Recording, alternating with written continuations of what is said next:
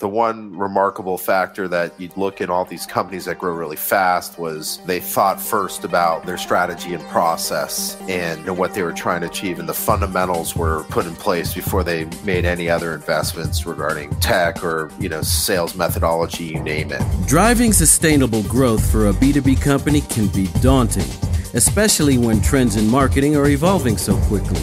As a savvy executive, you know that the road to success is continually under construction. So you have to be on the lookout for new insights to help you drive growth. Welcome to Trend Spotters. Our goal is to sift through the noise and provide practical wisdom from B2B business leaders to help you improve your sales and marketing. In each episode, we have frank 15-minute conversations with leading-edge marketing and sales experts who are driving growth for companies every day. Here's Candyce to introduce today's guest. Today, I'm excited to interview Craig Rosenberg, a founder of TOPO. TOPO is an analyst firm that gathers data from the world's fastest growing companies to see exactly what they're doing to drive this exceptional revenue growth. Then they use this high-growth data set to provide research and advisory services, custom playbooks, and events. Craig and his partner launched TOPO 3 years ago, and they have already landed over 200 advisory clients, so he definitely knows how to make fast growth happen. In this podcast, we dig into what successful businesses are doing to drive fast, sustainable growth. So, Craig, thanks for joining me today. Thank you for having me. It's a pleasure to be here. So you're doing a lot of research right now on what is working to drive exceptional revenue growth. What are the 3 key areas you're seeing where a small or mid-sized company, say, a CEO running a firm that's going anywhere from $10 to $100 million, what can they do to focus on stimulating faster growth while still making sure it's sustainable and profitable? Wow. Yeah. So I just say overall, and then I'll get really specific. But one thing that has been confirmed, I wouldn't say it's like an insight that nobody knew, is, ultimately everything in sales and marketing, the fundamental strategy that you put together is everything. And it sounds obvious, but I think all of us that have been in sales and marketing over the last 20 years, we've seen lots of tech rushes, where people are, mobilizing and building large tech stacks or trying to go into social selling or some sort of trend du jour. And all of those things are important, but the one remarkable factor that you'd look in all these companies that grow really fast was they thought first about their strategy and process and what they were trying to achieve, and the fundamentals were put in place before they made any other investments regarding tech or, sales methodology, you name it, right? So with that, I think, what we've seen is, one is fairly rigorous thought around the ideal customer profile and the target buyer. I think one thing I have learned is that, I think we did make significant gains in the last 15 years in terms of thinking about buyers, right? Things like buyer personas, et cetera. And those are really important to sort of dig into the mindset of the people we sell to. But I think ultimately the key is to figure out what companies you sell to. And especially when you're starting out, everyone says, oh, well, we're young, we just want to get out there. And that, sure, that's fine. But if we're trying to figure out how we manage resources in the right way, making a good bet on who your ideal customer profile is, which is, who are the accounts or the companies that are going to be most likely to buy from you, frankly, at the contract levels that you care about, with the speed that you care about. These things are critical. When I go into a company that's growing fast, there's no stuttering there. That is something that everyone in the company can articulate. We sell to financial services firms that, are in the $10 to $20 million range. I'm just making all this up, that, have Salesforce.com or some elements here that they've determined that allow them to focus their resources from marketing to networking to sales, that allow them to make really good decisions going forward on how they mobilize. And everyone says, well, when we're just starting out, how do we do that? And I say, well, I agree that there's a bet that will have to be made there. But, I just met with a company the other day that's in the $3 million range. And What they did was they just looked at what the competitors and lookalikes in their market are doing and looked at their customers and, realized that there was a trend, that there was a certain type of company that bought their products, and they made that their initial ideal customer profile. And, they feel really good about it, right? Because the early returns on that are great. So I would say that's one, right? And that sort of is the stabilizer here. You make a lot of really good decisions on the company, that the type of companies in the market that you're going after. And again, that's another one where everyone thinks that's fundamental. Oh, of course, but it's not true, right? They don't do it. They may know it, but they don't do it. No, they don't do it. And the other thing is they don't make it a company-wide part of, how they're strategizing, whether it's how we build the product, whether it's how do we outbound prospect, whether it's, what conferences we go to. You can just see, like, when you just take a step back, that it's the most important decision you can make, and it allows you to make great decisions. My favorite was a lot of companies will just choose the sexy big events that they're going to go to, right? But I'm seeing more and more where companies are saying, these are the companies we target. Are these companies going to be there? And that's how we judge whether we're going to go spend our time or our money at a conference. Really pretty simple thing, but many people don't do it. So anyway, it's just a really big deal.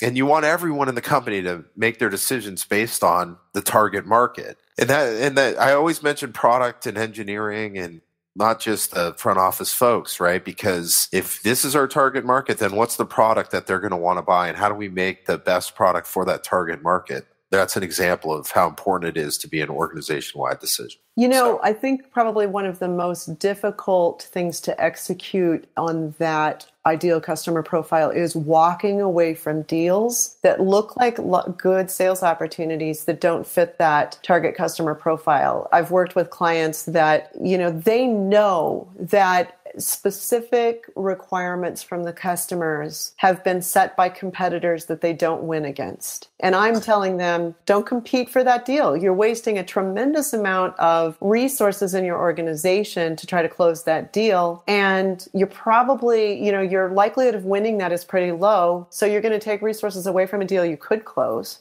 Right. And it's demoralizing. Yeah. If you can't win it. But I think it's even harder if you think you can win it, but it doesn't match the ideal customer profile. But then that distracts development resources and deployment resources where people don't know that customer as well. You can't be quite as successful with that customer. So even if you can win it, is it the right win? I know.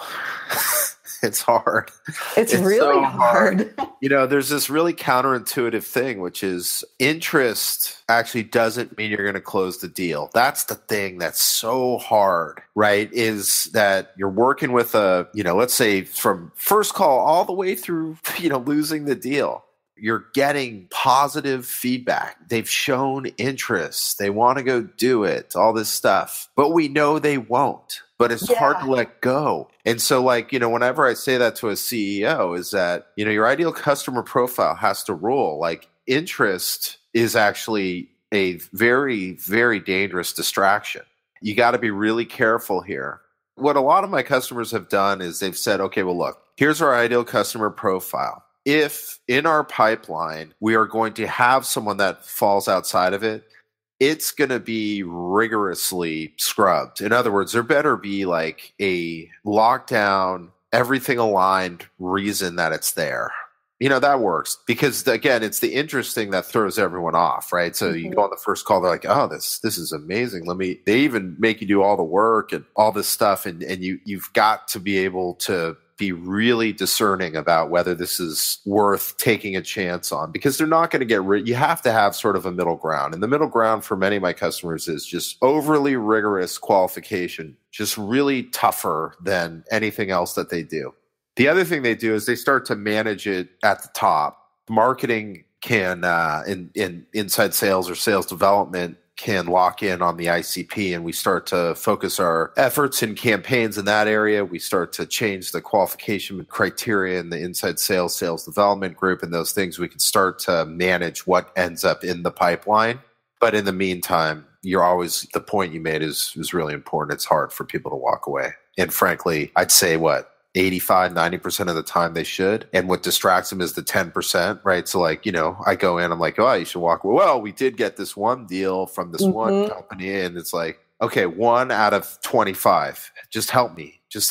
No, you tell me, like, you got one deal out of 25 that looked like this deal. So you lost 24. I'm just making up a number. It's like, you got the one. That one is testing your mettle. Like, it is literally trying to throw you off your game. You have to fight through it. Distraction. It's a temptation. Yeah.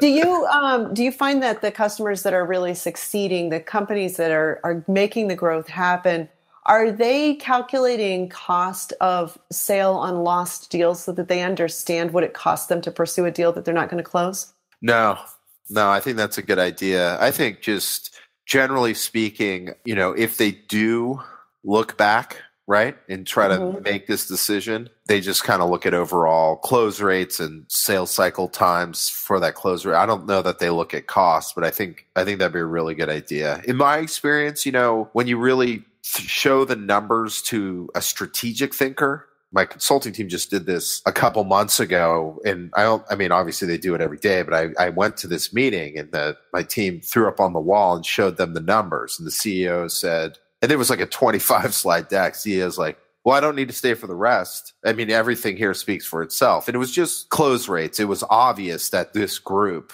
right, it was vertical based. The specific verticals of a specific size, were the target market. And just on those numbers alone, I think that CEO just literally, he said, I'm leaving. You guys, you see those numbers? That's, your ideal customer profile. Follow it. When can we start? And, but yeah, I think cost of sales would add to that, but I do believe just looking at your overall close rates is a pretty, if that's what you have, is a good leading indicator as well. It's funny, when I started a company with a partner back in 2000 called IBSN, it was later rebranded to Solero, an equally unfathomable name. When I started there, we had deals in the pipeline. This was a technology company that provided integration really deep in the company's weeds about how they do their business. And we had in our pipeline Nike, Public Storage, Gates Rubber Company, and 2 big financial services companies, and a couple of others. I can't remember who they were, but it was like really random deals in the pipeline. We brought in a guy that I had worked with in the past who'd had a couple of very successful businesses that he had built and sold. And he came on as an advisor for us. And the first thing he said is, do you know how when you were a kid, you took a magnifying glass and lit leaves on fire? Did you do it with a really broad stream of light coming through that? No, you had to focus the light through the magnifying glass to get the tightest point of light possible. And that's how you created a fire. And so he convinced us, and it took some convincing to get rid of all except the 2 opportunities that were in the financial services space in a very specific vertical, even within a niche inside financial services, and focus there. We managed to close both of those deals. And we hadn't closed anything for like 8 or 9 months. And within a year, we had 47 accounts just with a tiny team of 8 of us. That led us to be able to go get venture capital and build a company, but had we not focused, we never would have gotten there. Yeah. Yep. It's the truth. I love that analogy too. I may have to use that. Go for it. I use it all the time. So you said there were 3: ideal customer profile, and we don't have a lot of time, but I do want you to be able to hit the others. Well, I do. I think we could do, there's a second thing, which is engagement. We did a study with sales leaders, big companies with big, large sales teams, so very experienced sales leaders. And, we asked them, what's the most important thing that you care about? And 90% said engagement. Quality and quantity of engagement. And it was really interesting because the study was about tech and it was a qualitative, and you listen to the interviews, these guys would say, well, you can tell me that I'm going to, you can tell me I can send 200 emails. But what I really care about is, can I get my team engaged with the right customers, more of them delivering quality engagement? And that's what I care about. And it's like 90%. It was a big number and it was really healthy. I was just really pleased. There was no shiny objects there, right? That doesn't mean that they're not tech centric. They were. Many of them were. But when they thought about tech, they thought about, can it drive more quantity and quality engagement? When they thought about, methodology, right? Like a challenger sale or whatever, is that going to deliver quality engagement? And when I think about starting a company, it's hard because you want to think about scale, but I have seen the most important thing is setting goals in terms of quality engagement with your target market, and especially early on.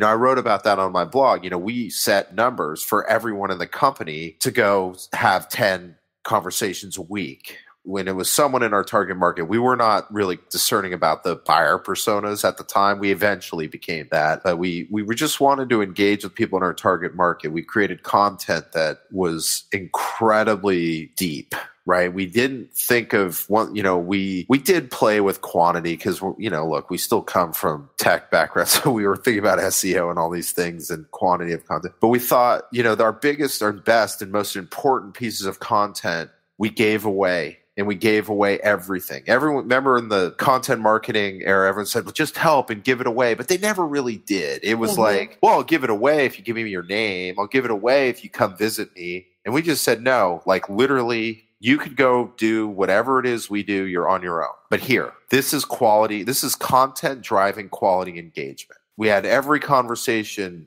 we tried to have as many offline conversations as we could because that was quality engagement. As I think about everyone wants to be transformed to digital, I'm all in favor of that. But you have to think about what's the experience that I want to provide to that buyer. And you can do that at any size, at any scale. You think about before they know us, what are they going to see from us? And is it going to be quality engagement? And, content can talk to you, but how do we want to talk to them? What do we want them to say? We have to move off tempting them and just give them, right? That's engagement. That means, in my opinion, that's quality. And get rid of the shallow content. The shallow content. I mean, look, again, I'm telling you, if you go to my website, we do throw in some shallow content, but the ones that have the biggest impact is the quality content. And we think about what's the first call? What's that thing, when we talk to them, what will make that quality for them? When we do a presentation, what makes that quality? And what everything, when we meet an executive and we get 5 minutes, what does that engagement look like? These are things anybody can do, and it's really important. We always think about what we want to get, and I think ultimately that's good, right? Because we have to track, we got to do these things, we want to be metrics focused. But I think the most important thing, especially when you're starting out in the market that you're talking about, is if you can figure out who your target market is and figure out how we can give them the best experience with us as an organization. And that includes what type of engagement we will have with them and what's that going to look like. It's a really powerful concept. I definitely see it. My favorite story was, Zendesk, right? They rose quickly. They knew initially they were just going to hit, small businesses that needed a very easy to use, out of the box, opinionated customer service application. And they thought about it, they basically realized that, first of all, their market didn't want to talk to salespeople. So they actually had customer service people in the sales pit that were there to engage with these customer service people. This was early on, right? Very early on as they were growing. They were very conscious of, what is quality engagement to our buyers? Even in their product, you could see that they engage with you in the product. And all these things were really thought out and really thoughtful and done at an early stage. I know it's conceptual, but I did give you an example of someone who thought about engagement and created really quality experiences for their buyers. Whether they bought or not, the engagement that they had with them ultimately paid dividends down the road as they became a really big company. And I think the concept and the example that you provide with Topo is so important too, of meeting with 10 people. I think in your blog you said that everybody in the company had to meet with no less than 10 people every week. And that could be a virtual meeting or it could be in person, but it's not using social media and saying hi to somebody, but it's actually meeting with people and talking with them and then asking for, a referral of who else do you think I should be talking to? Who do you think would find value in talking to me? And getting those referrals and going deeper and broadening your base. It allowed you to build a network of people that then allowed you to get to that ideal customer profile, I would imagine. Yes. Absolutely. By the way, we were pretty right out of the gate on the ICP, but you're right. And it continued to gel. And I think that, I hate to say it because I'm a digital guy, but the offline engagement provided way more value early on than the digital. Mm-hmm. It just did. Mm-hmm. I don't doubt you. we've started a roundtable series where we're not in person because everybody's all over the country and we're doing 1.5-hour sessions. But it's, Amanda Maximu is on it and has generously allowed us to use Fuse, which is a really cool product. Yeah, that is. And so, everybody's face to face on their computers, but it's really, building those relationships with all of these different senior marketers to talk about issues that they're facing and really kind of help each other is what the whole focus of the roundtable is. And it's so much better than, just tweeting with somebody or, sharing a social blog or even emailing back and forth and how are you doing or a Twitter chat or something like that. By actually getting on the phone every month with the same people and building those relationships makes a huge difference. Yeah, absolutely. Absolutely. So we are running short on time here. I want to hear your last one, but can you make it like 30 seconds?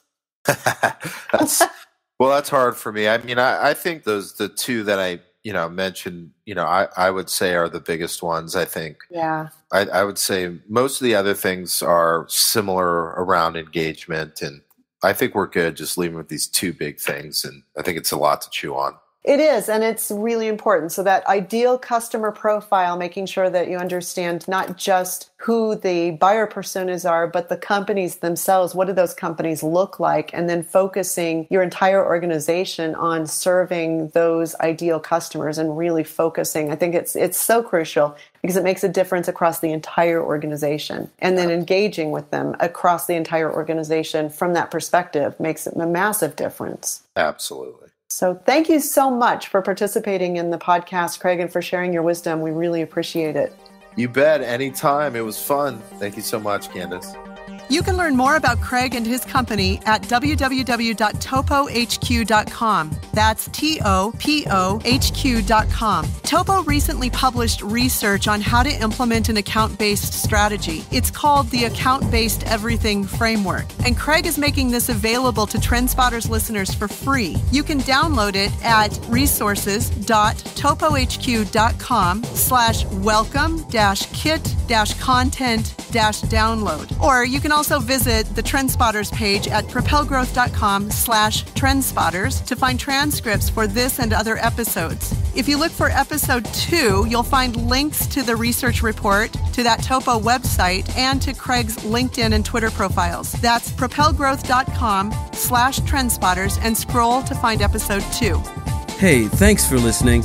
We hope you found value in today's episode and would welcome your feedback. For more marketing tips and insights, visit us at www.propelgrowth.com. And would you do us a favor? Tell your friends about the TrendSpotters podcast. Thanks. And we hope you'll join us for our next episode. You can subscribe to the podcast via iTunes or Stitcher. To receive email updates, visit www.propelgrowth.com/trendspotters.